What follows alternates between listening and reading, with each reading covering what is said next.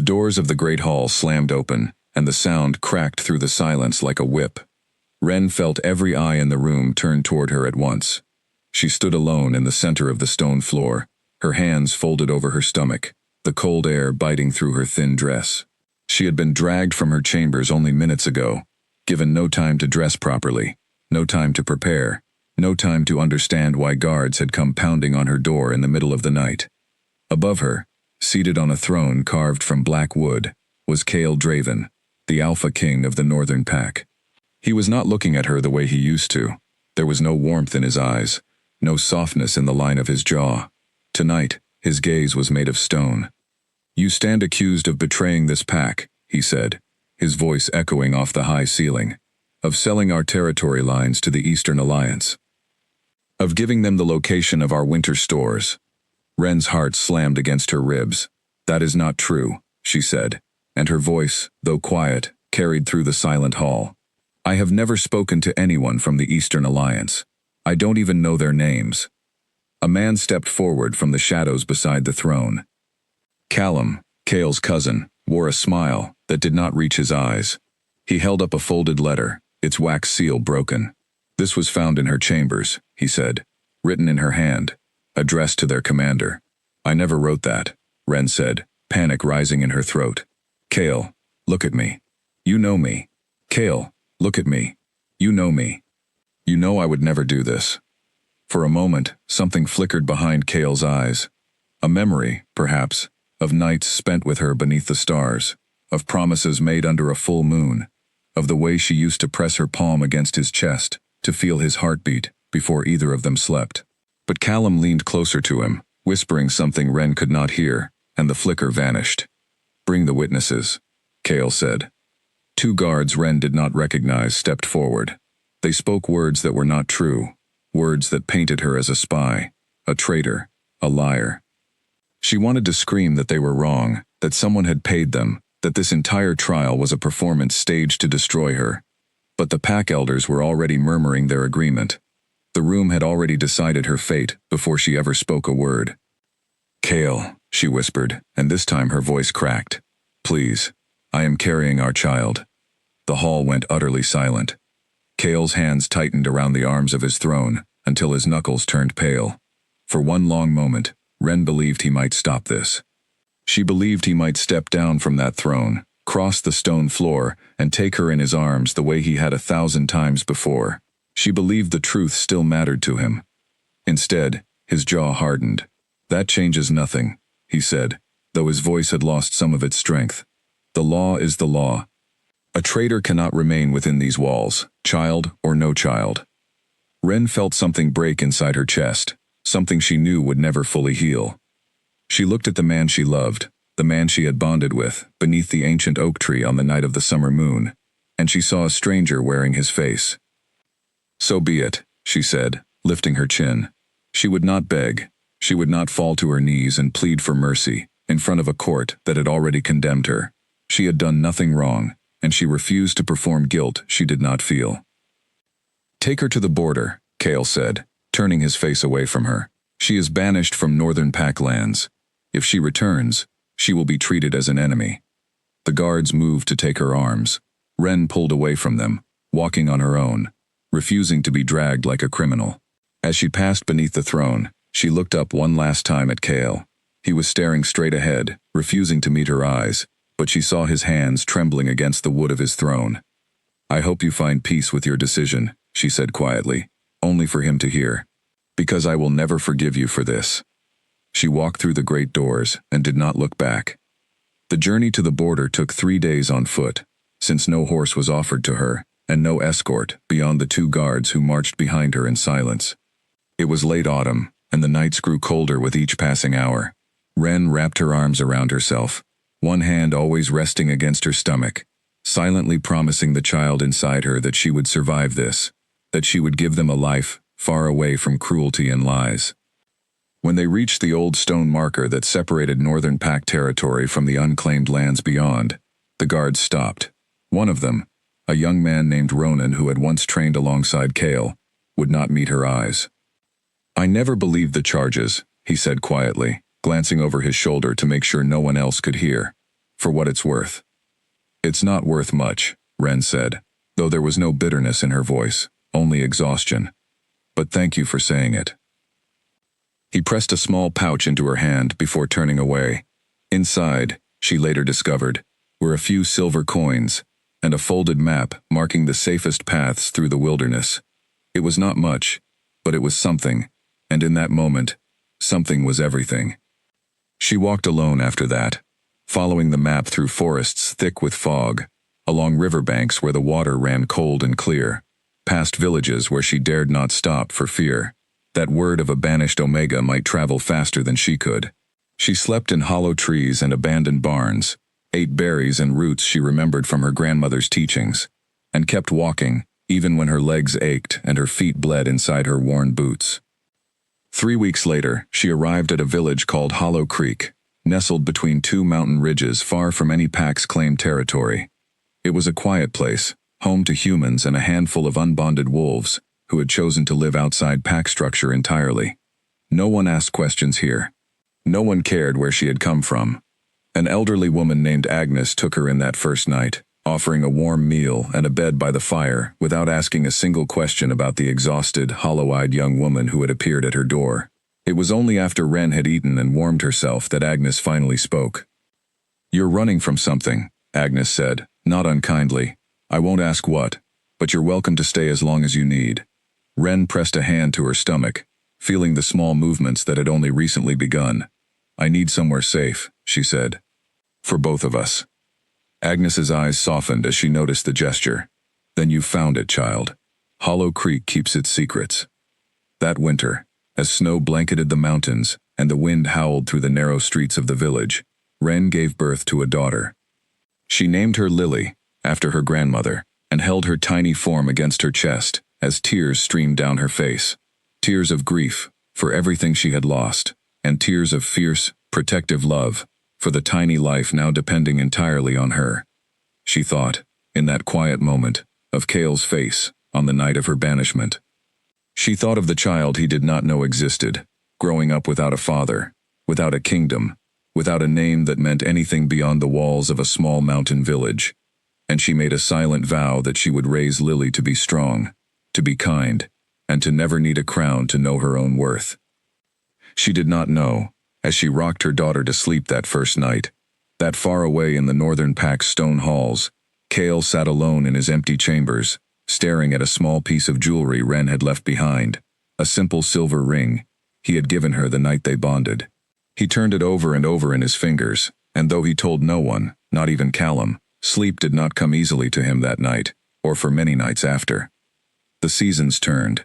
Snow melted into spring rains, and spring gave way to the long days of summer. In Hollow Creek, Ren built a life for herself and her daughter, learning the healing arts from Agnes, who had once served as a village healer for over 40 years. She learned which herbs eased fevers, which roots could stop bleeding, which teas calmed a crying infant in the middle of the night.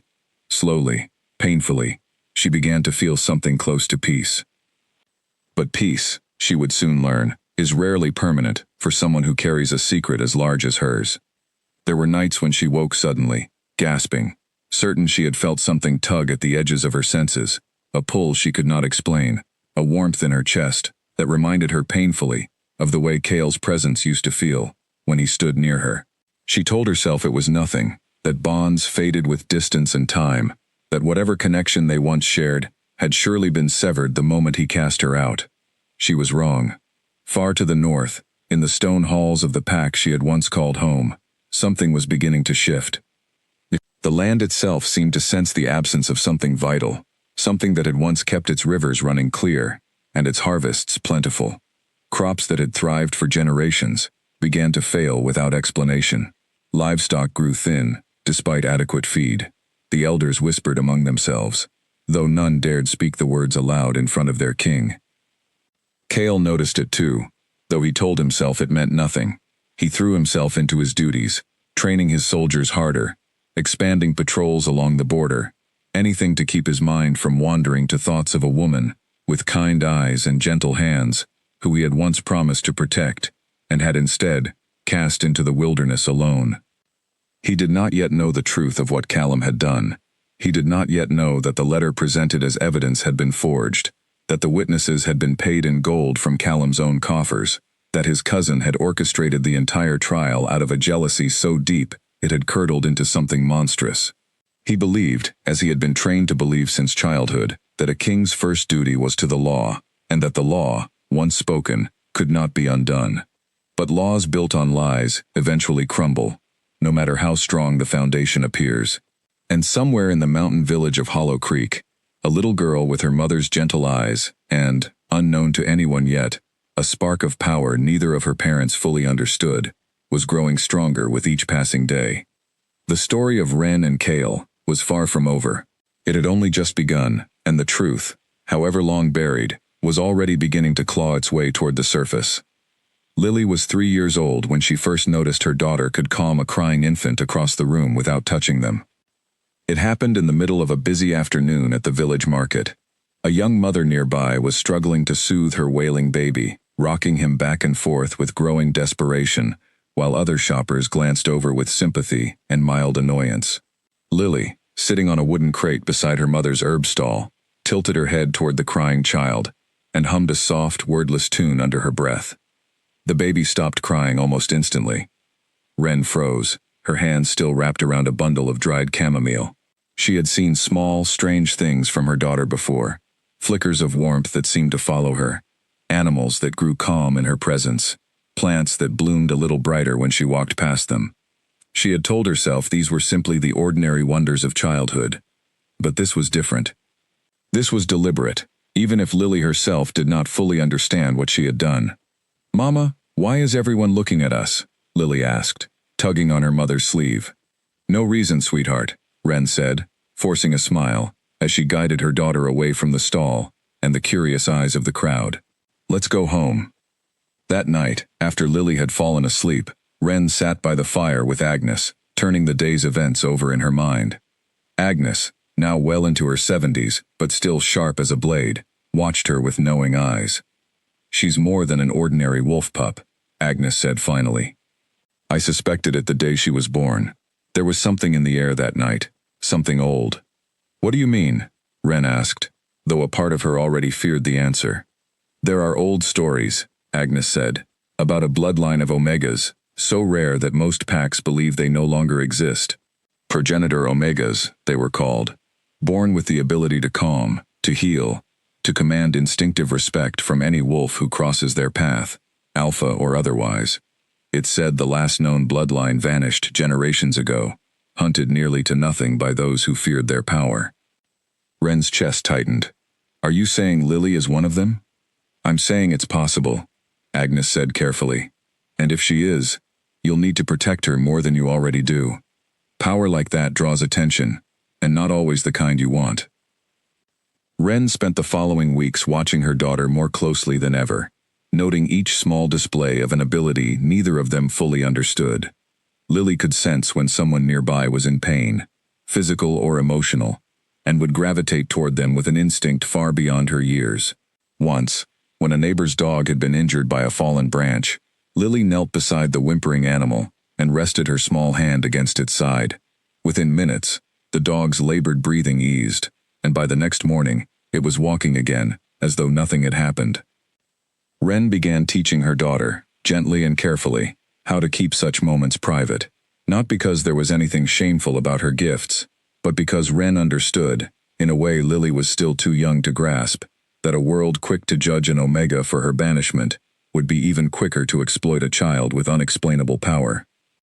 Meanwhile, far to the north, the northern pack continued its slow decline. The harvest that autumn was the worst in living memory. Wells that had never run dry began producing water that tasted faintly of iron and ash. Wolves in their shifted forms reported feeling weaker, slower, as though something essential had been drained from the land itself. Kale stood on the highest balcony of his stone keep one evening, watching storm clouds gather over fields that should have been golden with grain by now.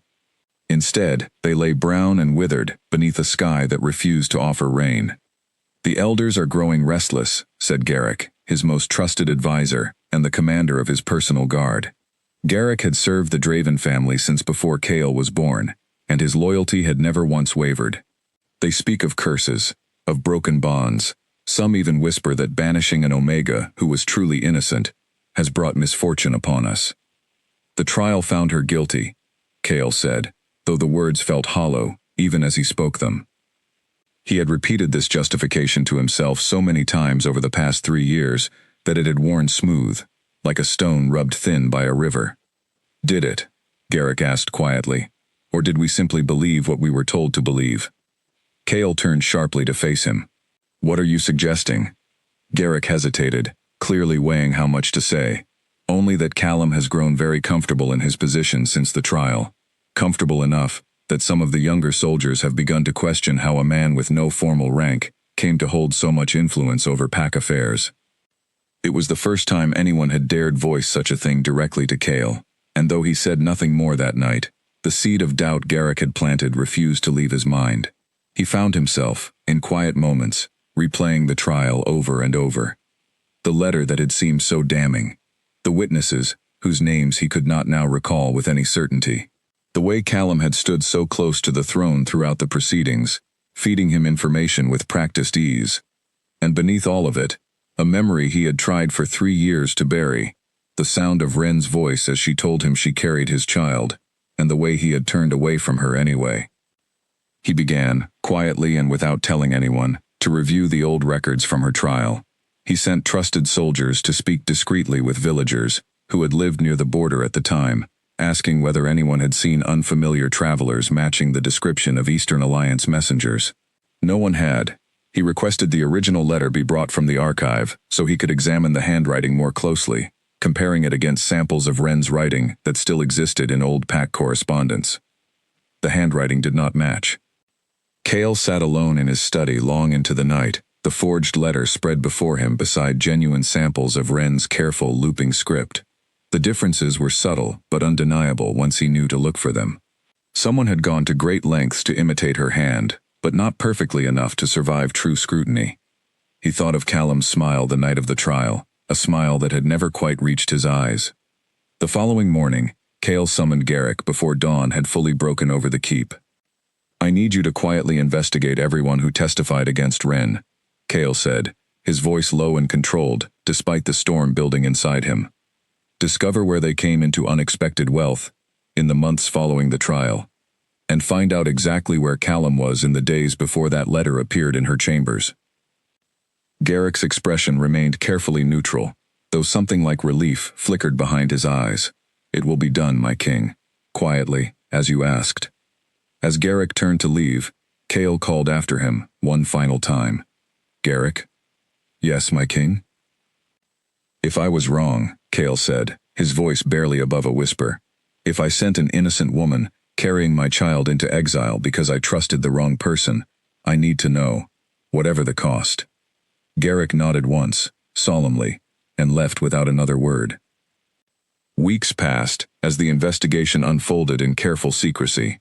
Servants who had testified against Wren were found to have received unexplained payments shortly after the trial, funds traced back through several intermediaries to accounts controlled by Callum himself. A stable hand who had briefly worked at the keep during that period confessed, under gentle but firm questioning, that he had been paid to swear he witnessed Wren meeting with strangers near the eastern border, a meeting that had never actually taken place. Each new piece of evidence landed on Cale like a physical blow. He had trusted his cousin's word over the woman he loved. He had let jealousy dressed up as loyalty destroy everything he valued most, and he had done it without ever once demanding real proof. The final confirmation came from an unexpected source. An elderly healer named Old Marta, who had served the pack for decades and had grown gravely ill that winter, called for Cale personally, as she lay on what she believed to be her deathbed. Cale went to her bedside himself, and what she told him in her weakening voice confirmed everything he had already begun to suspect, and revealed far more than he was prepared to hear. She had overheard Callum, months before the trial, speaking with a hired forger about creating a letter convincing enough to fool the entire court. She had been too afraid to come forward at the time, fearing for her own safety and that of her family, but now, with death approaching, she could no longer carry the weight of her silence. I am sorry, my king, she whispered, tears sliding down her weathered cheeks. I should have spoken sooner. An innocent woman suffered for my cowardice, and I will carry that shame into whatever comes next. Cale took her frail hand in his. You are speaking now, he said gently. That matters more than you know. He left her chambers that night a changed man, filled with a fury so complete it left no room for anything else. Not even the grief he knew was still waiting beneath it. Callum had not simply lied. He had orchestrated the destruction of an innocent life, driven a pregnant woman into the wilderness alone, and let an entire kingdom suffer the consequences of his jealousy for 3 long years. Cale returned to his study and stared once more at the forged letter, now understanding exactly what it represented. Not evidence of betrayal, but proof of the betrayal he himself had committed against the one person who had never given him any reason to doubt her. He thought of Lily, the child he had never met, now 3 years old and growing up somewhere in the world without ever knowing her father's name. He thought of Ren, walking alone through the wilderness that autumn night, carrying his child and nothing else, because he had believed a lie over the woman who had loved him without condition. Something inside him hardened into resolve that night, cold and absolute. He would find her. He would make this right, whatever it cost him, whatever she chose to do once he found her. And Callum, whose betrayal ran deeper than anyone yet fully understood, would answer for every single thing he had taken from them both. The northern pack, Cale decided as dawn broke over the withering fields outside his window, was about to learn the true meaning of justice, 3 years too late, but no less absolute for the delay. The confrontation Cale had been dreading and preparing for, in equal measure, finally came, on a gray morning in early spring. He summoned Callum to the throne room under the pretense of discussing border patrols, a routine meeting the two of them had held dozens of times before. Callum arrived dressed in his usual fine clothing, a satisfied ease in his stride that spoke of a man who believed himself untouchable. You wanted to see me, cousin? Callum asked, settling into the chair across from the throne without waiting to be invited to sit. I did, Cale said, his voice carefully even. I wanted to ask you about old Marta. Something flickered across Callum's face, gone almost as quickly as it appeared, but Cale had spent years learning to read every expression his cousin wore. The healer? What about her? She passed 2 nights ago, Cale said. But before she did, she told me a very interesting story about a forger, and a letter, and a conversation she overheard nearly 4 years ago. The color drained slowly from Callum's face. Cale, whatever she told you, an old woman near death often confuses memory with fever dreams. You cannot possibly. I have the letter, Cale said, cutting him off. I have compared the handwriting against genuine samples of Ren's writing. I have spoken with the stable hand who confessed to lying under oath in exchange for payment, traced directly back to your accounts. I have spoken with 3 of the 4 witnesses who testified against her, all of whom have now admitted, separately and without knowledge of each other's confessions, that their testimony was false. Callum rose from his chair, his composure finally cracking. I did what was necessary, he said, his voice rising with a desperation that confirmed everything Cale needed to know. You were going to name her your official mate, a common Omega, with no lineage, no standing, elevated above pack members who had served this family for generations. I am your blood, Cale. I deserved consideration for succession, not to watch some border healer take everything that should have. Should have been yours, Cale finished, standing slowly from his throne, his voice dangerously quiet. You destroyed an innocent woman's life. You drove her, pregnant with my child, into the wilderness alone, with no protection, no resources, nothing beyond what she could carry on her back. Do you have any idea what could have happened to her? To my child? She survived, Callum said weakly. Clearly, since you're so determined to find her now. She survived despite what you did, not because of any mercy you showed her, Cale said. And you will answer for every single day of suffering you caused. Callum's guards, positioned at the edges of the room, exchanged uncertain glances, unsure whether their loyalty belonged to the cousin who had quietly cultivated their support over the years, or the king, who now stood before them with cold fury written across every line of his face. Guards, Cale said, his voice carrying easily through the silent hall. Escort my cousin to the eastern tower. He will remain there under guard until a proper tribunal can be convened to determine the full extent of his crimes. For a moment, it seemed Callum might resist, his hand twitching toward the ceremonial blade at his hip. But something in Cale's expression, a promise of consequences far beyond anything Callum was prepared to face, made him think better of it. He allowed himself to be led away, his earlier confidence replaced by the hollow look of a man who had finally run out of lies to hide behind. Once the throne room had emptied, Cale sat back down, exhaustion settling over him like a heavy cloak. Garrick approached quietly, waiting until Cale acknowledged him before speaking. "What happens now, my king?" "Now," Cale said, straightening with renewed purpose, "we find her. I want every available soldier assigned to the search. I want scouts sent to every village, every settlement, every corner of these lands, where a woman traveling alone with a young child might have sought shelter. I don't care how long it takes, or how many resources it requires. And if she doesn't want to be found?" Garrick asked carefully. "You banished her publicly, Cale. Whatever the reasons, however wrongly, she may not welcome your soldiers appearing at her door after 3 years of silence." Cale was quiet for a long moment, staring at the empty space where his throne's shadow fell across the stone floor. "Then I will accept whatever she chooses to do with that knowledge," he said finally. "But she deserves to know the truth. She deserves an apology, whether or not she ever forgives me for needing to give one. And my child," his voice caught slightly, "deserves to know they have a father who, however late, was willing to move the entire kingdom to find them." The search began within days, spreading outward from the northern pack's borders in careful, deliberate patterns. Cale divided his most trusted soldiers into small units, each assigned to a different region, instructed to ask after a woman matching Wren's description, while causing as little disruption as possible to the communities they visited. He knew, better than anyone, how quickly fear could spread through a village when soldiers arrived asking pointed questions, and he had no intention of frightening Wren further, or endangering her should word reach her before his men did. Cale himself led one unit personally, unable to remain in the keep while others searched for the family he had lost. Garrick rode alongside him, along with 4 soldiers Cale trusted implicitly: a sharp-eyed tracker named Elias, a steady and quiet fighter named Roswin, a young soldier named Callan, who had joined the guard shortly after Wren's banishment, and had no personal history with the events that led to it, and a soft-spoken healer named Nora, who Cale had brought along specifically, in case they found Wren in need of medical care after so many years surviving on her own. Their search led them first through the villages closest to the border, places where a woman fleeing on foot might reasonably have stopped to rest before continuing further.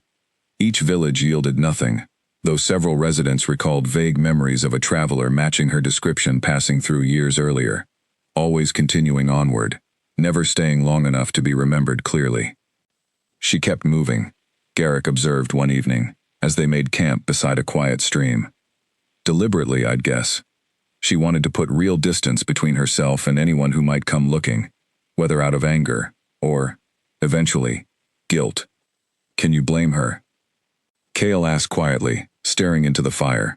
I gave her every reason to run as far as she possibly could. Nora, sitting nearby preparing herbs for the evening meal, glanced up at him with an expression that held more sympathy than Cale felt he deserved. For what it's worth, my king, the fact that you're out here yourself, rather than simply sending soldiers while you remain comfortable in your keep, says something about the man you've become since that trial. It doesn't undo what I did, Cale said. No, Nora agreed gently. But it might mean something, eventually, when she sees it for herself.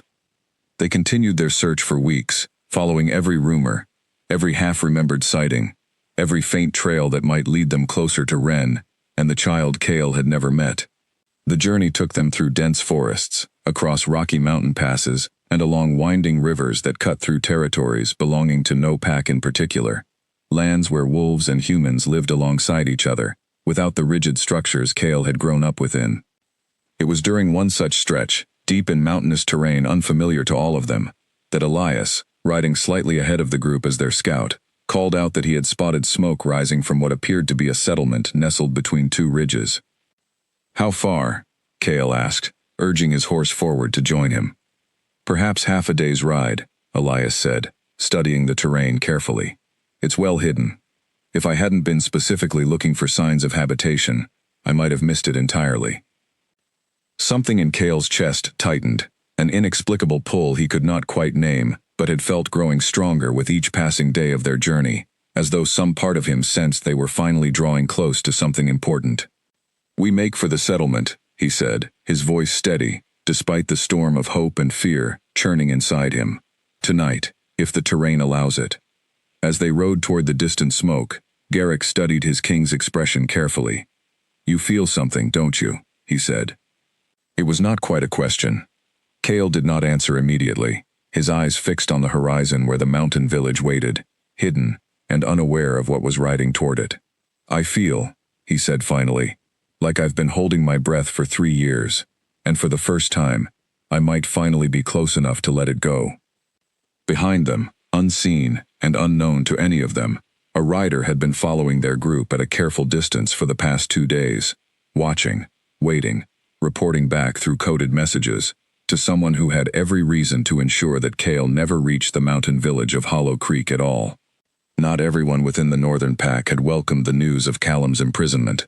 Some had profited quietly from his rise to influence, and those individuals had no intention of allowing the truth to fully surface, nor of allowing Ren to return and potentially expose the full extent of what had been done in their king's name. The search for Ren was far from over, and the danger surrounding her, though she remained blissfully unaware of it in the quiet safety of Hollow Creek, was only just beginning to gather at the edges of the world she had worked so hard to rebuild.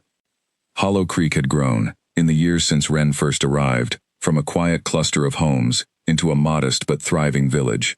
New families had settled along its edges, drawn by its reputation as a peaceful place where no pack politics reached, and no one asked questions about a person's past. Ren, now well known throughout the village as its most skilled healer, spent her mornings tending to patients in the small clinic she and Agnes had built together, and her afternoons watching Lily grow into a bright, curious child, whose laughter seemed to lift the spirits of everyone around her. Lily was 6 years old now, her dark hair falling in loose waves around a face that carried unmistakable echoes of her father, though she had never seen him, and knew almost nothing about him beyond the vague, careful explanations Ren offered when questions arose. She knew her mother had once lived somewhere far to the north, somewhere she had left behind, for reasons Ren had not yet found the words to fully explain. "Mama, will we ever go back to where you used to live?" Lily asked one evening as they walked home from the clinic, her small hand tucked into Ren's. Ren's chest tightened, as it always did when Lily asked such questions. "I don't think so, sweetheart," she said carefully. "We have a good life here, don't we?" "We do," Lily agreed easily. "The way children accept the world as it's presented to them. I just wondered."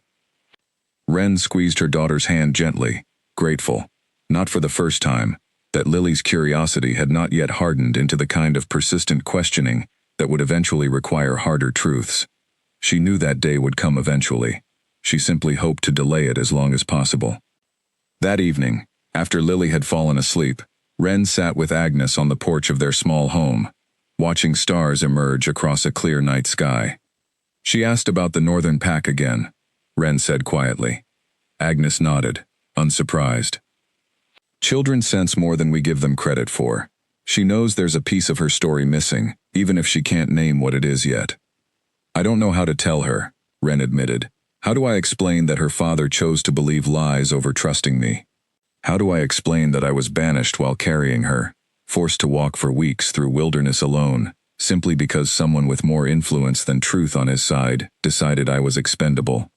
"You don't have to explain all of it at once," Agnes said gently.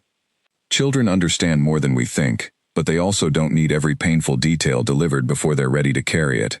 Tell her what she needs to know, when she needs to know it. That's all any parent can do." Ren nodded, though the weight in her chest didn't fully ease. She had built a good life here, a safe life, filled with purpose and quiet joy, despite everything that had come before. But there remained, always, a small and persistent ache, a wound that had scarred over, but never fully healed, and she suspected it never fully would. She thought sometimes, in quiet, unguarded moments, about Cale, not with the raw anger that had consumed her in those first weeks after her banishment, but with a complicated grief that had softened into something closer to sorrow. She wondered if he ever thought of her, if he had ever questioned the trial that condemned her, or if he had simply moved forward with his life, the way she had been forced to move forward with hers. She did not yet know how close he had come to finding her, nor how much had changed within the northern pack since the night she left it behind forever. 3 days after Kale and his search party had spotted smoke rising from Hollow Creek's chimneys, they made camp at the edge of the mountain ridge overlooking the village, waiting for dawn before making their approach. Kale had insisted on caution, unwilling to descend upon the settlement with armed soldiers in a way that might frighten its residents, or worse, alert Ren, in a manner that gave her no choice but to flee before he had the chance to explain himself. "We approach quietly," Kale instructed his small group as the first light of morning broke over the ridge. "No weapons drawn, no shows of force. We are not here as conquerors. We are here to ask questions, carefully and respectfully, and nothing more." Garrick nodded his agreement, though his expression remained watchful.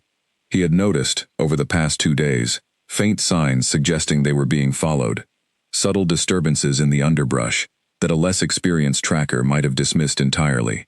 He said nothing to Kale yet, unwilling to add unnecessary worry to a mission already heavy with tension, but he kept his senses sharpened and his eyes fixed on the surrounding terrain as they made their descent toward the village. The village itself, once they entered its outer edges, appeared exactly as peaceful as the smoke rising from its chimneys had suggested. Small wooden homes lined narrow dirt paths, gardens grew in careful rows behind fenced yards, and children played in an open square near what appeared to be a communal well. It was, in every visible way, an ordinary settlement, unremarkable except for the fact that it had, unknowingly, become the final home of a woman whose disappearance had haunted an entire kingdom for 3 years. Kale dismounted at the village's edge, instructing his soldiers to do the same, leaving their horses tethered to avoid causing unnecessary alarm among the residents. An elderly man approached them cautiously as they entered further into the village, his expression wary but not hostile. "We don't get many visitors from the north," the man said, eyeing their clothing and bearing, which, despite Kale's attempts at subtlety, still carried unmistakable marks of pack nobility. "What business brings you to Hollow Creek?" "We're searching for someone," Kale said carefully, his voice measured to avoid sounding threatening. "A woman, likely traveling with a young child, who may have passed through this area, or perhaps settled nearby, sometime in the last few years." The old man's expression shifted subtly, a flicker of recognition quickly masked by careful neutrality. "Lots of folks pass through these parts," he said noncommittally. "Can't say I recall anyone specific." Derek, watching the exchange closely, caught the slight hesitation before the man's denial, the way his eyes had darted, just briefly, toward the northern edge of the village, before returning to meet Kale's gaze. It was a small tell, but enough to suggest the man knew more than he was willing to share with strangers. "We mean her no harm," Kale said gently, sensing the same hesitation Garrick had noticed. "I believe she may have left the northern pack under circumstances that were unjust. I've come to make amends, if she'll allow it, nothing more." The old man studied Kale's face for a long moment, weighing something internally, before finally speaking again. "There's a healer here," he said slowly. "Been with us going on 6 years now. Good woman. Kind to everyone in this village, no matter their circumstance. If she's who you're looking for, I'd ask you tread carefully. She's built something good here. Wouldn't want to see that disrupted by trouble from wherever she came from." Kale's heart pounded against his ribs, hope and fear tangling together into something almost unbearable. "Can you tell me where to find her?" The old man hesitated once more, then gestured toward a small building near the village's eastern edge, its wooden sign marking it simply as a healing house. "She'll be there most mornings," he said, "but I'd ask you to think carefully about how you approach this, stranger.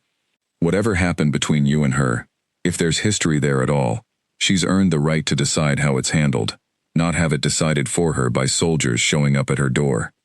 Kale nodded, understanding the weight of the warning, even as urgency pulled at every fiber of his being. "Thank you," he said sincerely. "I intend to give her exactly that choice." As Kale and his group made their way toward the healing house, none of them noticed the rider who had followed them from a careful distance, now watching from the tree line at the village's edge, already preparing to send word back to those within the northern pack, who had every reason to ensure that whatever Kale discovered in Hollow Creek never made it back to challenge the fragile order they had built in his absence. The morning sun rose fully over the mountain village, illuminating a healing house where, inside, a woman with dark hair and gentle hands was preparing herbs for the day's patients. entirely unaware that the past she had walked away from 6 years earlier was, at this very moment, standing just outside her door. Ren was grinding dried mint leaves into powder when the bell above the healing house door chimed softly, signaling a visitor. She did not look up immediately, expecting one of her regular morning patients, an elderly farmer who came weekly for a tonic that eased the aching in his joints. "I'll be with you in just a moment," she called out, finishing her work with practiced efficiency, before wiping her hands on her apron and turning toward the front counter. The words died in her throat. Cale stood just inside the doorway, exactly as she remembered him, and yet somehow entirely different. 6 years had etched new lines around his eyes, and there was a weariness to his posture that had not existed in the confident, unyielding king who had once condemned her before an entire court. But his eyes, when they found hers, held the same intensity they always had, though now they carried something she had never seen from him before: fear and grief and a desperate, aching hope. "Ren," he said, his voice breaking slightly on her name, as though he had been afraid to speak it aloud for years and had almost forgotten how. She stood frozen behind the counter, her heart pounding so violently she was certain he could hear it from where he stood. 1,000 emotions crashed through her at once: anger and grief and disbelief, and something else, something she refused to name because naming it felt too dangerous. "You need to leave," she said, her voice steadier than she felt, though her hands had begun trembling where they gripped the edge of the counter. "Please," Cale said, taking a single careful step forward, his hands raised slightly as though approaching something wild and easily frightened. "Just give me a few minutes. That's all I'm asking." "You had years to speak to me," Ren said, and now the anger she had buried for so long began surfacing, sharp and immediate. "You had the chance to listen when I stood in front of your entire court, pregnant and terrified, telling you the truth, and you chose to believe lies instead. What could you possibly say now that would matter?" "I know the truth," Cale said quickly, desperation coloring his words. "I know Callum forged that letter. I know he paid witnesses to lie under oath. I know everything you told me that night was true, and I was too blind, too trusting of the wrong person to see it. I have spent the past several months uncovering every piece of evidence, and I have spent the past 3 years regretting what I did to you every single day since I let them lead you out of that hall." Ren's breath caught, the accusation she had carried in her chest for 6 years, suddenly meeting confirmation she had never expected to receive. Part of her wanted to feel vindicated, wanted the truth of Callum's betrayal to somehow ease the wound Cale's choice had left behind, but it didn't. If anything, hearing him confirm what she had always known only sharpened the pain of how easily he had turned away from her despite that truth. "So you finally believe me," she said, her voice quiet but edged with steel. "After 6 years, after I gave birth alone, in a village that took me in, out of kindness, not obligation, after I raised our daughter, without ever once hearing from the man who was supposed to protect us both." Cale's face crumpled at the mention of their daughter, grief and longing warring visibly across his features. "A daughter," he whispered, as though testing the reality of the word. "Her name is Lily," Ren said, watching him carefully, gauging every flicker of reaction. "She's 6 years old, she has your eyes, and your stubbornness, and she has grown up in a world where the concept of a father is something she's only ever imagined, because the man who should have been there chose his cousin's word over mine. I will spend the rest of my life trying to make that right," Cale said, his voice thick with emotion he made no effort to hide. "Not to erase what happened, because I know that's impossible. But to prove, in whatever way you'll allow, that I understand exactly what I took from you both, and that I am willing to do whatever it takes to earn back even a fraction of your trust." Ren studied him for a long moment, searching his face for any trace of the deception that had once cost her everything. She found none, only raw, exposed sincerity, the kind that could not easily be manufactured or performed. "Why now?" she asked finally. "What changed, after 6 years of silence?"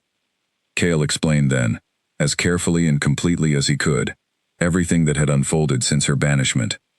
The failing harvests, the withering fields, the whispers among the elders about broken bonds and curses upon the land, old Marta's deathbed confession, the investigation that followed, the forged letter and the paid witnesses, and finally, Callum's imprisonment, as the truth of his betrayal came fully to light. The moment I understood what I had done, Cale said, I began searching for you. I've spent months traveling with a small group of trusted soldiers, following every rumor, every faint trail, hoping I would eventually find you and Lily safe, wherever you had ended up. Ren absorbed this information slowly, her anger not fully dissolved but complicated now by the weight of everything he had shared. You said soldiers, she said, a note of wariness entering her voice. How many are with you? 5, Cale said. Waiting outside, though I asked them to keep their distance until I had spoken with you first. I didn't want to overwhelm you or Lily with a show of force. This isn't about reclaiming anything, Ren. I'm not here to demand you return to the Northern Pack, or to force Lily into a life she never asked for. I'm here because you both deserve the truth, and because I needed you to know, whatever you decide to do with that knowledge, that I am sorry, more deeply than words can properly convey. Before Ren could respond, the healing house door opened again, and Lily bounded inside, her afternoon lessons with the village schoolteacher apparently finished early. She stopped short at the sight of the stranger standing near her mother, studying him with the open, unguarded curiosity of a child. Mama, who is this? She asked, though something in her expression suggested a flicker of recognition she could not yet name, an instinctive pull she did not understand. Ren's heart clenched painfully as she watched her daughter and Cale see each other for the very first time. The resemblance between them, now that they stood in the same room, was undeniable. The same dark hair, the same set of the jaw, the same intensity in their eyes. Cale knelt slowly, bringing himself to Lily's eye level, his hands trembling slightly as he did so. Hello, Lily, he said, his voice gentle, despite the overwhelming emotion clearly threatening to break through his careful composure. My name is Cale. I'm a very old friend of your mother's. Lily tilted her head, studying him with the same careful assessment Ren often used when evaluating a new patient. You look sad, she said simply, with the blunt honesty only children seem capable of. I am sad, Cale admitted. But meeting you has made me happier than I've been in a very long time.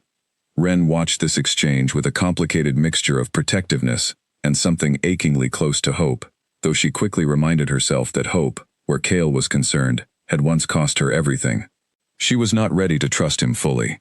Not after everything that had happened, not after 6 years of raising their daughter entirely alone.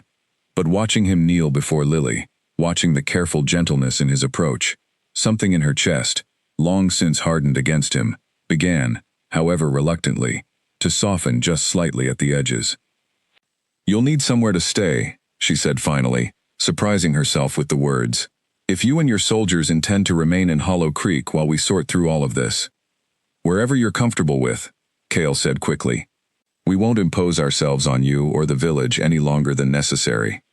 There's an inn near the village square, Ren said. Agnes can help arrange accommodations. But Cale, she added, her voice hardening slightly with a warning she needed him to fully understand. This doesn't mean I've forgiven you. This doesn't mean Lily is going anywhere with you, or that we're simply going to fall back into whatever we once had.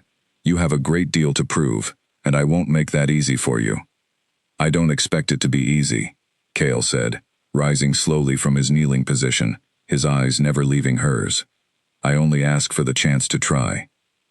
Outside the healing house, unseen by any of them, the rider who had followed Cale's group from the Northern Pack watched the exchange through a gap in the window shutters, his expression grim, as he backed away quietly and disappeared into the surrounding forest, already composing the message he intended to send back to those who had paid him well to ensure that whatever Cale found in Hollow Creek never survived to threaten the fragile peace they had built in his prolonged absence.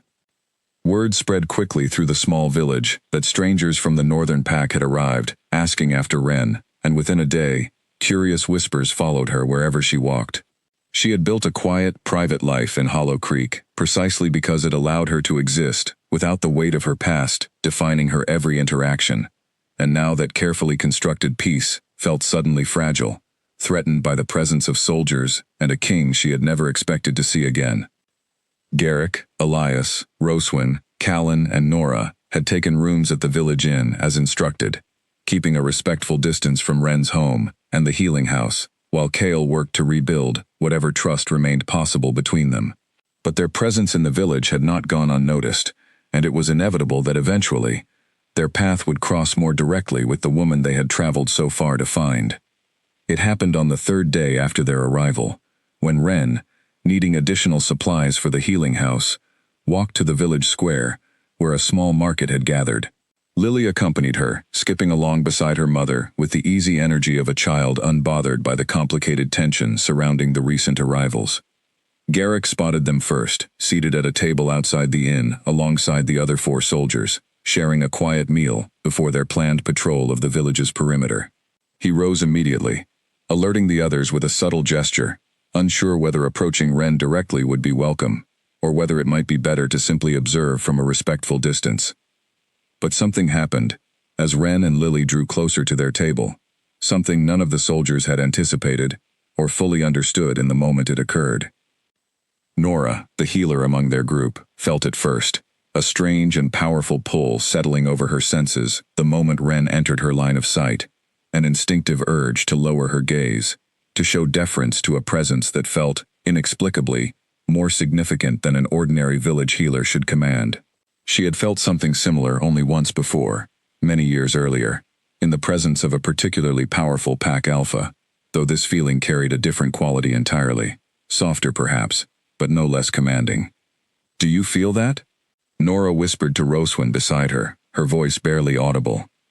Roswin frowned, clearly experiencing the same inexplicable sensation, her hand instinctively moving toward her chest, as though something there had shifted without warning. "I don't understand what's happening," she admitted quietly. Elias, normally unshakable in his composure, found himself unable to fully meet Ren's eyes as she passed near their table, an instinctive deference washing over him that he could not logically explain. Callan, the youngest among them, actually took an involuntary step backward, his expression caught somewhere between confusion and something approaching awe. It was Lily, however, who unknowingly amplified whatever was happening among the soldiers. As she walked beside her mother, chattering happily about something she had learned during her morning lessons, a soft warmth seemed to radiate outward from her small form, an almost imperceptible shift in the air itself that every wolf present felt instinctively, even if none of them could yet name what it meant. Garrick, watching the scene unfold with growing astonishment, suddenly understood exactly what old Marta's dying testimony and years of failing harvests had been quietly suggesting all along. He had heard the old stories, passed down through generations of pack elders, about a bloodline so rare it was widely believed extinct, Omegas born with the power to command instinctive submission from any wolf, regardless of rank or lineage, their presence alone capable of restoring balance to land and pack alike. He had never truly believed such stories were more than folklore. He believed them now. Without fully deciding to do so, Garrick found his knees bending, his head lowering in an instinctive gesture of deep respect he had not offered another living soul beyond his own king in over 20 years of service. Beside him, one by one, the other soldiers followed, Elias first, then Roswin, then Callan, and finally Nora, until all 5 of Kale's most trusted soldiers knelt in the middle of the village square, before a woman who had spent the past 6 years believing herself nothing more than an exiled healer with a few unexplained gifts. Ren stopped abruptly, startled by the sudden and unexpected display, her hand instinctively tightening around Lily's small fingers. "What are you doing?" she asked, genuine confusion coloring her voice, as she looked between the 5 kneeling soldiers, uncertain whether this was some strange formal custom she was unfamiliar with, or something else entirely. Garrick lifted his head slowly, his expression a mixture of reverence and something close to wonder. "Forgive us," he said, his voice carrying clearly across the now quiet square, where nearby villagers had begun to notice the strange scene unfolding, and gathered curiously at a respectful distance. "I don't believe any of us fully understood, until this very moment, exactly who we've been searching for." "I don't understand," Ren said, her confusion deepening as she glanced down at Lily, who watched the kneeling soldiers with wide, curious eyes, but seemed entirely unbothered by the display, as though some part of her recognized this reaction as simply how things were meant to be. "There are old stories," Garrick said carefully, rising slowly to his feet while the others remained kneeling behind him, about a bloodline of Omegas, believed lost to time. Progenitor Omegas, born with the ability to command instinctive deference from any wolf, regardless of their pack, their rank, or their bond status. It's said their presence alone can restore balance to failing land, heal broken bonds, and calm even the most volatile alpha's instincts. Ren felt the ground shift beneath her, memories of Agnes's careful explanation years earlier, suddenly crashing back into sharp focus. She had suspected, in the quiet corners of her mind, that Lily's unusual gifts pointed towards something significant, but she had never once considered that this same power might extend to herself, dormant perhaps, suppressed by years of careful self-restraint, learned through necessity, rather than any deliberate choice. "That's not possible," she said, though even as she spoke the words, something deep within her chest seemed to stir, in quiet, undeniable recognition. "I've served my king for over 20 years, Garrick said gently. "I have knelt before alphas of considerable power, and never once felt anything approaching what just happened here. Whatever you believe about yourself, my lady, I don't believe what we just experienced was imagination or coincidence." Kale arrived at the square moments later, having heard word of the strange gathering from a villager who had rushed to fetch him from the inn. He stopped short at the sight before him, his soldiers kneeling before Ren and Lily, an expression of stunned realization slowly transforming his features as understanding dawned. "Ren," he said slowly, approaching with careful reverence of his own. "The failing harvests, the withering fields, the elders' whispers about broken bonds, bringing misfortune upon the pack. I always assumed it was simply misfortune, bad seasons following one another by unfortunate chance. But if what Garrick is suggesting is true, if you truly carry the blood of the progenitor line, then everything the land has suffered since your banishment suddenly makes a terrible kind of sense." Ren stood in the center of the village square, surrounded by kneeling soldiers, curious onlookers, and the man whose betrayal had once driven her into exile, and felt something inside her shift permanently, a truth about herself she had never fully understood, suddenly rearranging everything she thought she knew about her own life.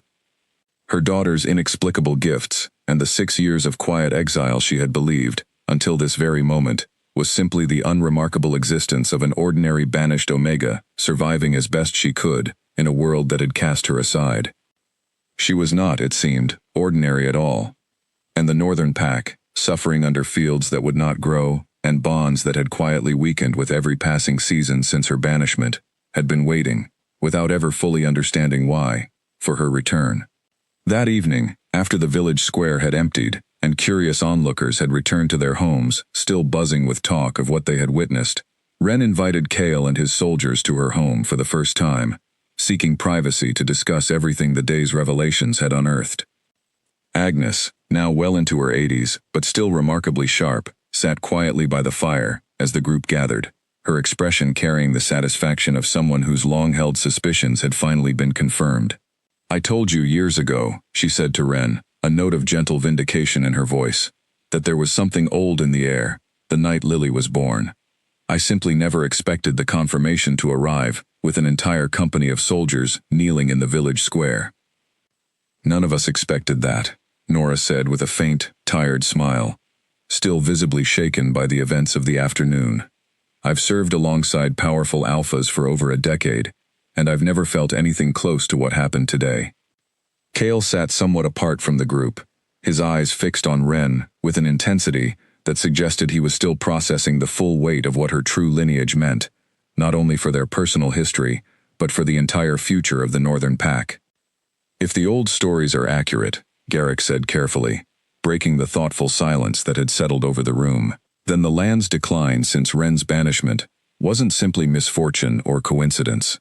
Progenitor Omegas are said to form a bond with the territory itself when they settle within a pack's lands, a bond that strengthens the pack's connection to nature, to fertility of the land, to the underlying balance that keeps everything functioning as it should.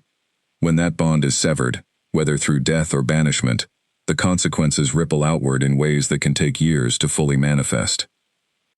"So my banishment," Ren said slowly, working through the implications aloud, "didn't just harm me and Lily. It harmed the entire pack, the land itself, everyone who depended on that territory for their livelihood." "It appears that way," Garrick confirmed gently. Ren felt a complicated wave of emotion wash over her. Anger that Kale's decision, driven by Callum's manipulation, had caused suffering far beyond what she had personally endured, mixed uncomfortably with a strange, unwanted sense of vindication that the universe itself had, in its own way, responded to the injustice done to her. "This changes things," Kale said quietly, finally breaking his silence. "Not the truth of what I did to you, or the years you and Lily lost because of my failures as both a mate and a king. That remains unchanged, and I still owe you every apology I've already offered, and many more besides. But it does mean, if you're willing to consider it, that your return to the Northern Pack could restore what your banishment took, not only from you and Lily, but from thousands of pack members who had no part in the injustice done to you, and yet have suffered its consequences regardless." Ren studied him carefully, aware of the weight this conversation now carried, no longer simply a matter of personal reconciliation, but something far larger, involving the well-being of an entire kingdom she had once called home. "I won't be pressured into this decision," she said firmly, her voice carrying the same steel that had once allowed her to walk away from that throne room without begging for mercy she did not believe she owed anyone. "Not by you, not by the pack's needs, not by anyone. If I choose to return, it will be because I've decided, on my own terms, that it's the right choice for me and for Lily, not because an entire kingdom's harvest depends on my willingness to forgive what was done to us." "I would never ask that of you," Kale said quickly, sincerity evident in every word. "I've spent 6 years living with the consequences of forcing decisions upon you without properly listening to what you needed or wanted. I have no intention of repeating that mistake, regardless of what's at stake for the pack." Lily, who had been listening quietly from where she sat beside Agnes, finally spoke up, her young voice cutting through the tension, with the directness only children seem capable of offering. "Mama, if we go back, would I get to meet other kids like me? Kids whose parents are wolves too?" Ren's heart softened slightly at her daughter's question, a reminder that beyond the political implications and complicated history, this decision would ultimately shape Lily's future in ways that mattered deeply, regardless of ancient bloodlines or failing harvests. "Maybe," Ren said carefully, kneeling to meet her daughter's eyes. "But that's not something we have to decide tonight, sweetheart." As the evening wound down, and Kale's soldiers eventually returned to their lodgings at the village inn, Ren found herself alone with Kale on the porch of her small home, the same porch where she had once sat with Agnes, discussing Lily's mysterious gifts years earlier. "I meant what I said," Kale told her quietly, watching the stars begin to emerge across the darkening sky. "Whatever you decide, I won't pressure you. I've already taken enough choices away from you to last several lifetimes." "Why did you really come, Kale?" Ren asked, studying his profile in the fading light. "Was it truly for me and Lily, or was it because you needed to fix what was breaking your kingdom?"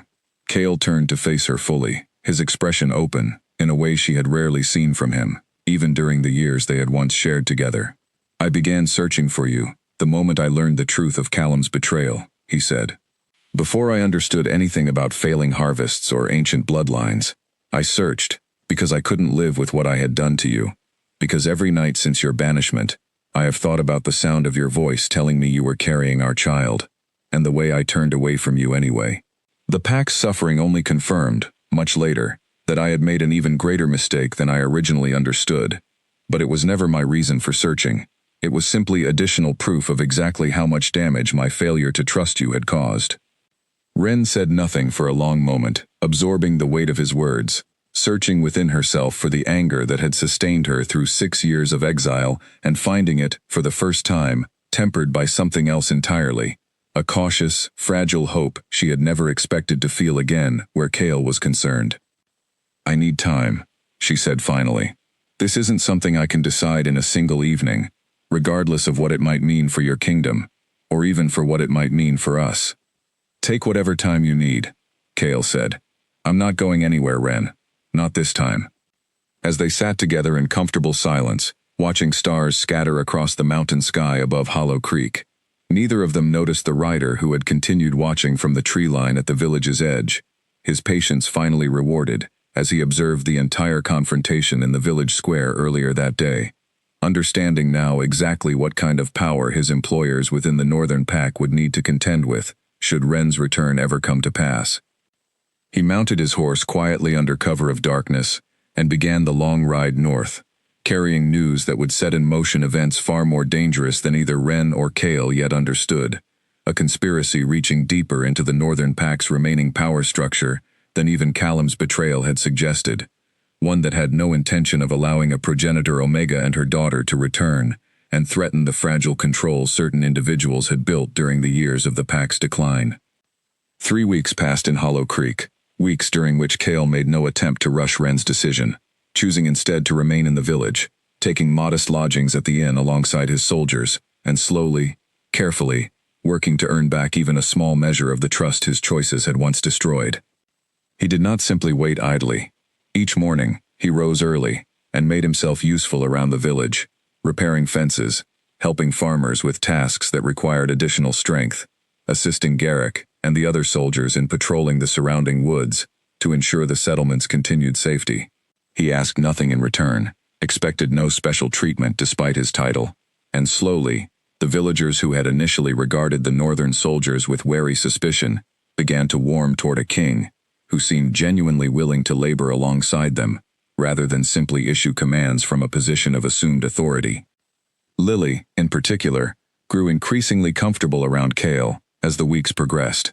Children possess an intuitive sense for sincerity that adults sometimes lose beneath layers of caution and past hurt, and Lily seemed to recognize, even without fully understanding the complicated history between her parents, that Kale's patience and gentle attention toward her were genuine rather than performed. "Papa," she said one afternoon, testing the word carefully, as they walked together along the edge of the village, Ren, following a short distance behind, watching the interaction with an expression caught somewhere between guarded caution and quiet hope. "Is that what I should call you?" Kale's breath caught, emotion threatening to overwhelm him at the simple question. "Only if you want to," he said carefully, kneeling to meet her eyes, as he had done during their very first meeting.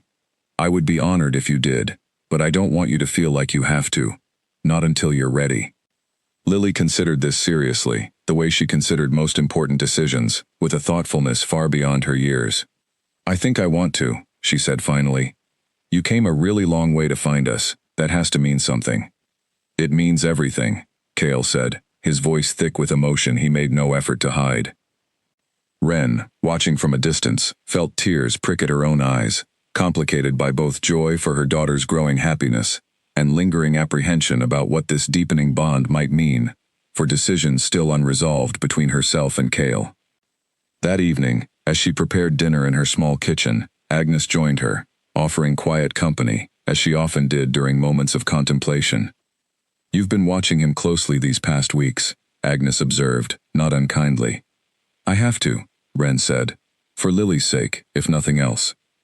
I need to know whether his patience and effort are genuine, or simply a performance meant to secure what he needs from me." "And what have you concluded?" Agnes asked. Ren was quiet for a long moment, chopping vegetables with careful precision as she considered her answer. "I think he means it," she admitted finally. "Every apology, every small act of service around the village, every patient conversation with Lily, it doesn't feel performed. It feels like a man genuinely trying to become someone worthy of forgiveness, even if he knows he may never fully receive it." "That's not nothing," Agnes said gently. "No," Ren agreed. "It's not nothing, but it's also not everything. Trust isn't rebuilt simply because someone works hard for a few weeks, Agnes. It takes time. Real time, not just effort meant to prove a point." Agnes nodded, understanding the wisdom in her words. "Then take that time," she said simply. "No one is asking you to rush this decision, least of all him, from what I've observed." Their conversation was interrupted by an urgent knock at the door. Ren opened it to find Garrick standing outside, his expression grave in a way that immediately set her instincts on alert. "Forgive the intrusion," he said quickly, "but I need to speak with Kale immediately. We've received word from the Northern Pack, and it isn't good news." Kale arrived moments later, having been summoned from the inn, his relaxed demeanor from earlier in the day replaced entirely by sharp, focused attention, as Garrick relayed the message that had just reached them, via a trusted messenger who had ridden hard for nearly 2 weeks to deliver it. "Callum has escaped his confinement," Garrick said grimly. 3 nights ago, he had help, apparently, from individuals within the pack who had grown wealthy under his influence and had no desire to see that influence permanently dismantled. Worse, there are reports suggesting he's gathered a small but well-armed group of loyalists, and rumors that he's aware of Ren's location. Ren's blood ran cold. How would he know where we are? We believe, Garrick said carefully, that someone has been tracking our group since we left the northern pack. There have been signs, subtle ones, that we've been followed for weeks. I regret not raising the concern sooner, but I had hoped my instincts were simply overly cautious. Cale's expression hardened into something dangerous, protective fury, replacing the gentle patience he had shown throughout his weeks in Hollow Creek. How much time do we have before Callum's group could potentially reach the village? Difficult to say with certainty, Garrick admitted. But if they left the northern pack shortly after Callum's escape, and given the terrain, I would estimate we have perhaps 5 to 7 days before they could arrive, assuming they're heading directly for Hollow Creek. Why would he come here at all? Ren asked, though even as she spoke, a terrible understanding began forming. He knows about the progenitor bloodline now, doesn't he? He must have learned what happened in the village square. It's the most logical explanation, Garrick said grimly. A progenitor Omega, returning to restore the Northern Pack's strength, would represent a significant threat to anyone who profited from the chaos and weakness that followed her banishment. Callum has every reason to want to prevent that return, by whatever means necessary. Ren felt a protective fury of her own rising within her chest, sharp and immediate, as her thoughts turned instantly to Lily's safety. "He won't get anywhere near my daughter," she said, her voice carrying a steel that surprised even herself. "He won't get anywhere near either of you," Cale said firmly, moving to stand beside her, his presence solid and protective in a way that, despite everything, she found herself grateful for, in this moment of sudden danger. "We'll fortify the village, increase patrols, and prepare defenses, and I will personally ensure that Callum never has the opportunity to threaten you or Lily again." Over the following days, Hollow Creek transformed subtly, but noticeably under the soldiers' careful preparation. Garrick organized watch rotations along the village's perimeter, working alongside willing local residents who, despite their peaceful way of life, understood the necessity of defending their community against an approaching threat. Elias scouted the surrounding terrain daily, searching for any signs of Callum's approaching group. Nora prepared medical supplies in case conflict became unavoidable, and Roswin and Callan drilled with the small number of village residents who possessed any combat experience, ensuring the settlement would not be caught entirely unprepared.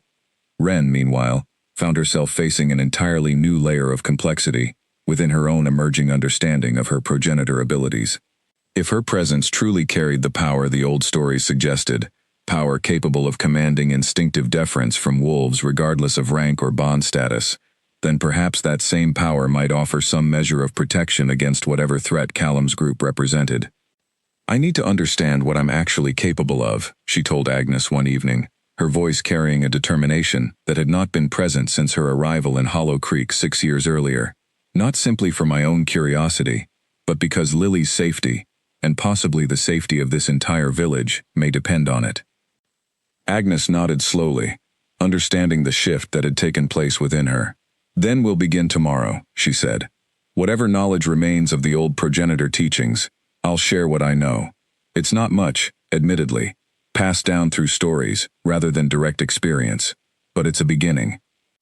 As night fell over Hollow Creek, the village settled into an uneasy quiet, its residents aware that danger approached from the north, while its newest and most unexpected protector prepared, for the first time in her life, to fully embrace a power she had spent years unknowingly suppressing, a power that would soon be tested against a threat determined to ensure she never reclaimed the throne, and the kingdom that had, however unjustly, cast her aside 6 long years earlier. 6 days after Garrick's warning first reached Hollow Creek, Elias returned from his scouting patrol, with confirmation that a group of riders, numbering close to a dozen, had been spotted approaching from the northern pass, still roughly a day's journey from the village, but closing the distance steadily. "It's Callum," Elias confirmed grimly, having gotten close enough to identify him personally through a careful, well-hidden vantage point. "Along with several soldiers I recognize from the Northern Pack's guard, individuals who apparently chose loyalty to him over loyalty to their true king." Kale's jaw tightened at the news, though his voice remained steady, as he addressed the small council that had gathered in Ren's home to discuss their response, a group now including not only his own soldiers but Agnes, the village elder, and several trusted village residents, who had stepped forward to help coordinate the settlement's defense. "We have the advantage of preparation," Kale said, studying a rough map of the village and surrounding terrain that Garrick had sketched over the preceding days. "Callum's group is larger than ours, but they don't know this terrain the way we've come to over the past several weeks, and they don't have the support of an entire village willing to defend its own." "What about Ren's abilities?" the village elder asked carefully, glancing toward her with a mixture of curiosity and hope. If what happened in the square weeks ago was any indication, perhaps that could play some role in how this confrontation unfolds. All eyes turned toward Ren, who sat quietly beside Agnes, her expression thoughtful and resolved. Over the past several days, guided by whatever fragments of old progenitor teachings Agnes could recall, and by her own careful, deliberate practice, Ren had begun to understand the true extent of what she carried within her, a presence capable not only of commanding instinctive deference, but of soothing conflict itself, of calming the aggressive instincts that drove wolves toward violence when reason alone could not. "I won't use whatever power I carry to cause harm," Ren said firmly, meeting each person's gaze in turn. "That's not who I am, and it's not the kind of protector I want Lily to grow up believing her mother to be. But if my presence can help calm this conflict before it turns into something far worse, prevent unnecessary bloodshed on either side, then I intend to try." "That could be dangerous," Kale said, worry evident in his voice. "Callum and those with him are not thinking clearly. Desperation and fear can make people do things reason alone would never permit." "I understand the risk," Ren said steadily, "but I also understand that this conflict exists because of choices made without me. Choices about my life and my daughter's future, decided by others, while I was left banished and powerless to influence any of it. I won't stand aside now while others determine how this ends, not when I finally have the ability to help shape that outcome myself." Kale studied her for a long moment. Respect and love, an emotion he had never fully allowed himself to name again until this very moment, warring visibly across his features. "Then we face this together," he said finally, "whatever happens tomorrow." The following morning arrived gray and overcast, a light mist clinging to the mountain ridges surrounding Hollow Creek, as Callum's group finally crested the northern pass and began their descent toward the village below. Kale's soldiers, positioned strategically along the settlement's perimeter, alongside willing village defenders, watched the approach with careful, disciplined patience, awaiting Kale's signal before making any move.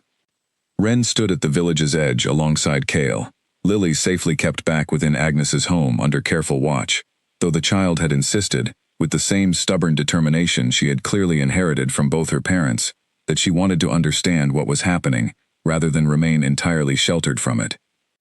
As Callum's group drew close enough to be clearly seen, Kale stepped forward, his voice carrying authority across the misty morning air. "Callum," he called out, "this ends here. Turn back now, and I will consider allowing you exile, rather than the fuller justice you deserve for everything you've done." Callum, mounted at the front of his small group, laughed bitterly, though something desperate and unstable colored the sound. "Exile," he repeated. "The same mercy you showed the woman standing beside you, I suppose. Except I know better than to trust your promises, cousin. You've already proven exactly how easily you turn against those you claim to protect. You destroyed an innocent woman's life through deliberate deception," Kale said, his voice hardening. "There is no comparison between the consequences you now face and the injustice you orchestrated against her." Callum's eyes shifted toward Ren, something calculating and dangerous flickering behind his gaze.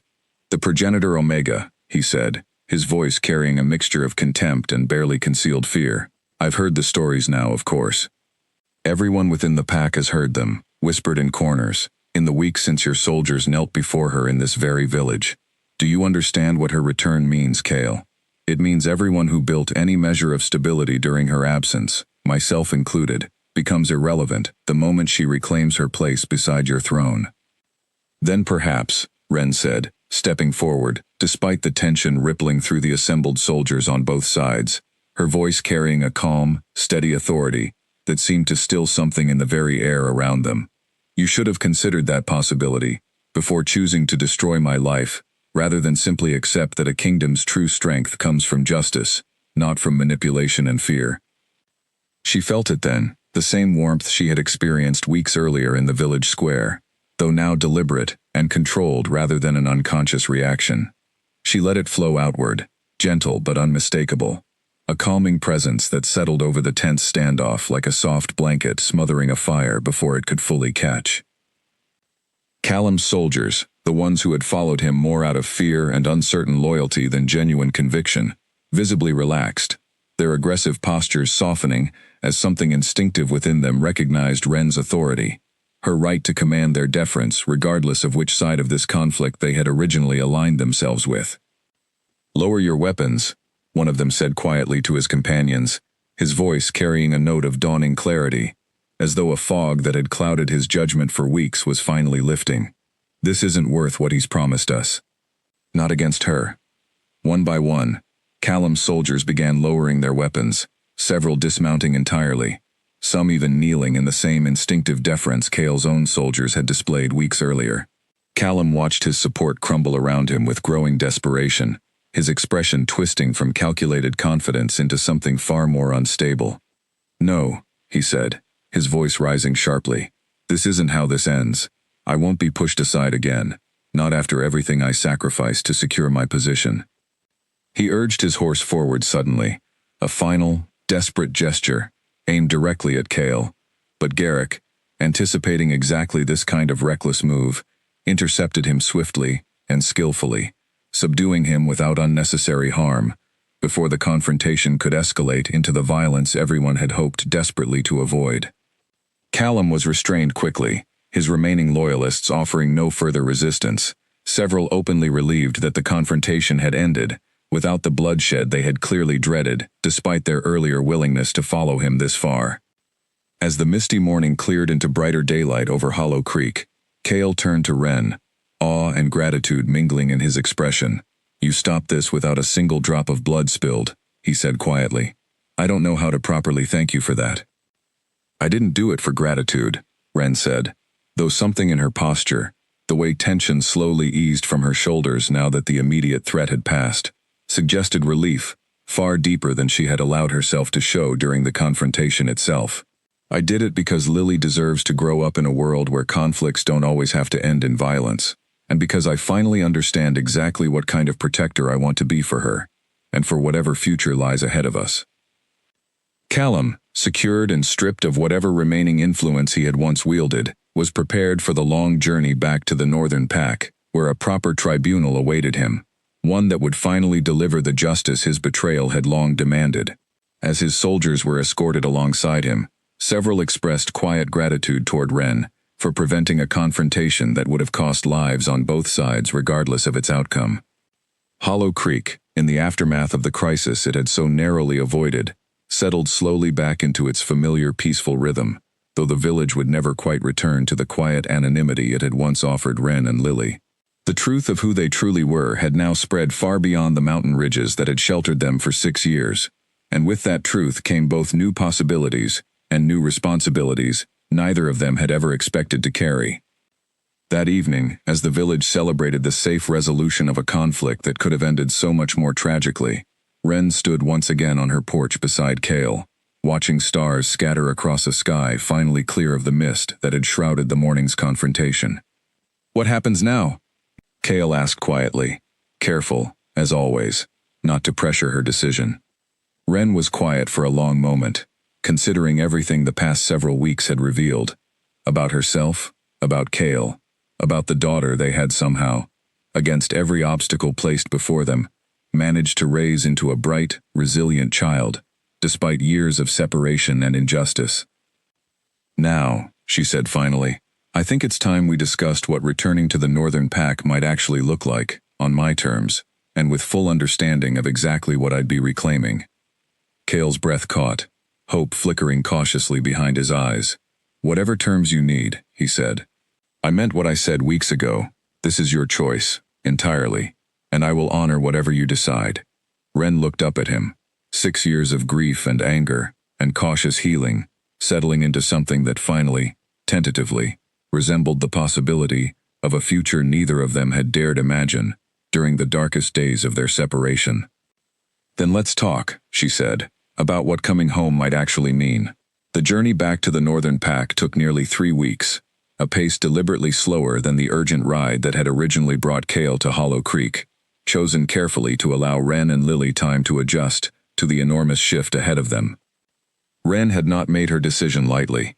In the days following Callum's capture, she and Kale had spent long hours discussing exactly what her return would mean, not simply in terms of reclaiming her place beside him, but in terms of the role she intended to hold within the pack going forward. She would not return as a quiet, forgiving figure content to simply resume the position she had once held before her banishment. She would return as herself, fully, with all the authority and understanding her true lineage now afforded her, and with clear expectations about how the pack's leadership would need to change to prevent anything resembling the injustice she had suffered from ever happening again. "I want formal protections written into pack law," she told Kale during one such conversation, her tone leaving no room for negotiation. "No accused member of this pack, regardless of rank or standing, should ever again face banishment, or worse, based on testimony that hasn't been thoroughly verified. There should be proper investigation, proper representation, real due process, not simply a king's word treated as absolute law." "I agree completely," Kale said without hesitation. "I've already begun drafting exactly those kinds of reforms, with Garrick's help, based on everything this experience has taught me about how easily power can be manipulated when proper checks don't exist." Agnes, though she had spent decades building her quiet life in Hollow Creek, made the difficult but ultimately joyful decision to accompany them north, unwilling to be separated from the family she had helped raise, and determined to continue supporting Wren as she navigated the enormous transition ahead. "Hollow Creek gave me purpose for a long time," Agnes said, as they packed her modest belongings for the journey. "But you and Lily have become my family, in every way that matters. I'm not about to let a little thing like relocating to an entire kingdom stop me from staying close to you both." When they finally arrived at the Northern Pack's territory, word of their approach had traveled ahead of them, and the roads leading toward the keep were lined with pack members eager to witness the return of the Omega, whose banishment had unknowingly cursed their harvests and weakened their bonds for 6 long years. The reception was not without complexity. Some pack members, particularly those who had never fully believed the original accusations against Wren, welcomed her return with genuine warmth and relief.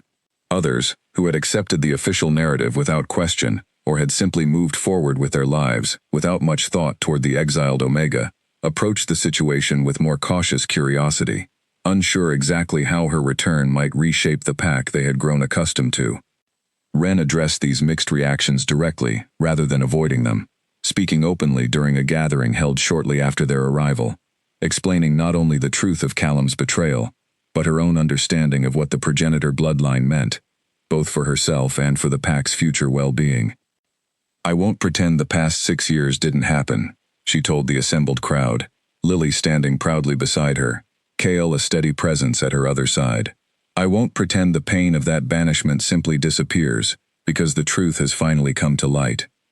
But I choose to return, not out of obligation, and not simply because ancient bloodlines demand it, but because I believe this pack, properly led and properly held accountable, can become something better than it was before, something worthy of the trust its members place in their leadership."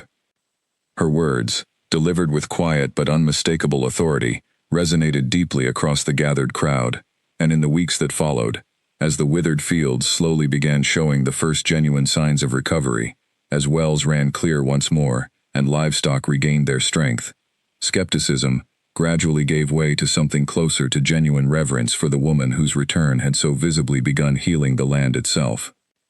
Callum's tribunal took place shortly after their arrival, conducted with the exact kind of thorough, transparent process Wren had insisted upon.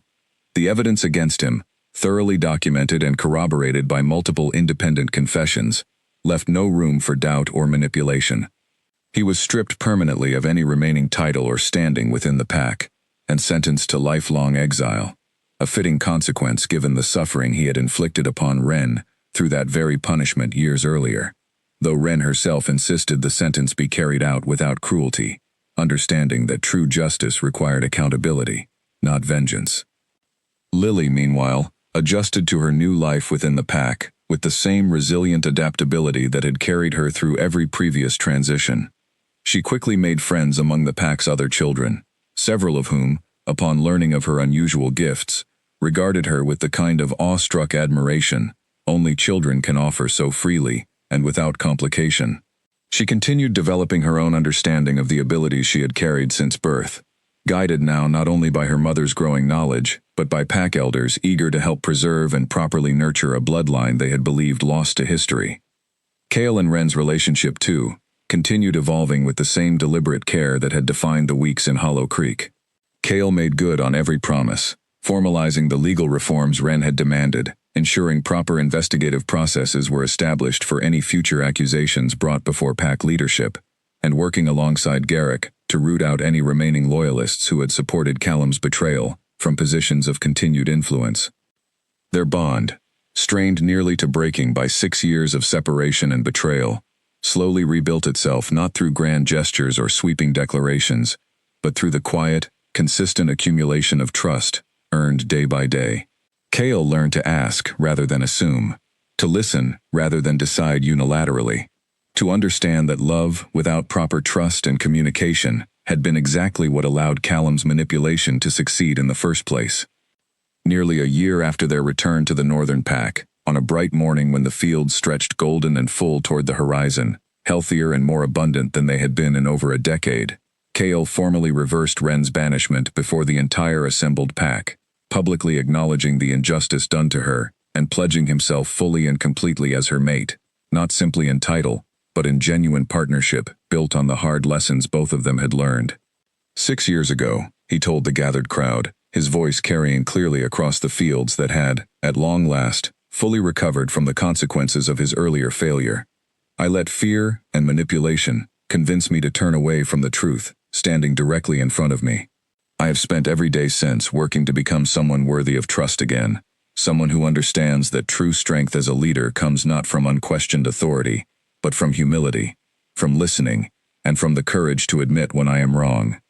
He turned to face Ren directly, taking her hands in his before the entire assembled pack. I cannot undo the years we lost, he said, but I can promise you, every day, going forward, exactly as I have tried to prove through my actions these past months, that I will never again choose comfortable lies over difficult truths, especially when it comes to you and to Lily. Ren, standing before the pack that had once condemned her without a fair hearing, felt the weight of 6 years of exile, grief, and quiet resilience finally settle into something resembling peace. She looked at Lily, now 7 years old and thriving in ways Ren had once feared impossible during those desperate early days of her banishment. She looked at Kale, transformed by genuine accountability into the kind of leader and partner she had always hoped he might become. And she looked at the golden fields stretching toward the horizon, healthy and abundant, restored by a bond that had finally been properly honored, rather than carelessly discarded. I choose to stay, she said finally, her voice carrying clearly across the gathered crowd. Not because ancient bloodlines demand it, and not because a kingdom's harvest depends upon it, but because I believe, after everything we've endured, that we've built something worth protecting, together, on terms that honor both the pain of our past and the genuine hope of what still lies ahead.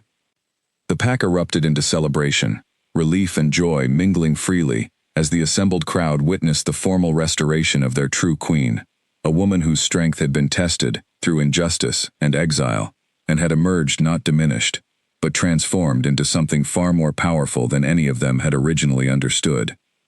In the years that followed, the Northern Pack flourished under their combined leadership, its fields perpetually abundant, its bonds strong, its legal protections ensuring that no future member would ever again suffer the kind of unjust banishment that had once nearly destroyed everything valuable within its borders. Lily grew into a confident, compassionate young woman, eventually becoming a respected healer and mentor in her own right, carrying forward the progenitor bloodline with the same grace and strength her mother had demonstrated throughout every trial life had placed before her. And Ren, once banished and forgotten, walked the halls of the Northern Pack not as a victim of injustice reluctantly returned, but as its rightful queen, her presence a permanent reminder that true strength often emerges, not despite hardship, but through the courage to demand accountability, to protect what matters most, and to build, patiently and deliberately, a future far better than the past ever managed to offer.